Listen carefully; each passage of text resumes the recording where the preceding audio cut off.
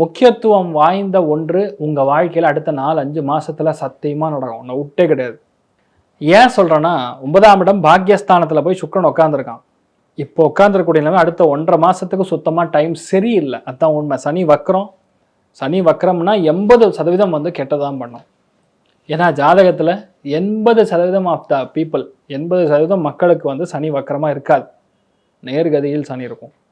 Urine போகிற இடத்துல பிரச்சனை, மறைமுகமான பிரச்சனை, சில பேருக்கு பைல்ஸ் இஷ்யூ, சில பேருக்கு ஹெல்த் ஒரே பிரச்சனை, யூடிஐ, மெயினாக பெண்களுக்கு ரொம்ப அதிகமாக பாதிப்பு கொடுக்கக்கூடிய நிலைமைகளில் அடுத்த 1.5 மாதம் இருக்கப்படுது. சொத்து பத்துக்களில் பிரச்சனை, அப்பா வந்து வாகன விபத்து ஏற்படலாம், சில பேருக்கு வண்டி வாகனங்களில் உங்களுக்கே ஆக்சிடென்ட் ஆகலாம். ரொம்ப முக்கியமாக கவனமாக இருக்கணும். இந்த டைம் பீரியடில் எவ்வளோ கவனமாக இருக்கணுமோ அவ்வளோ கவனமாக இருக்கணும். எதை வந்து நம்ம ரொம்ப முக்கியமாக கரெக்டுன்னு நம்ம நினச்சிருக்கோமோ அது பச்சையாக தப்புன்னு தெரியும்.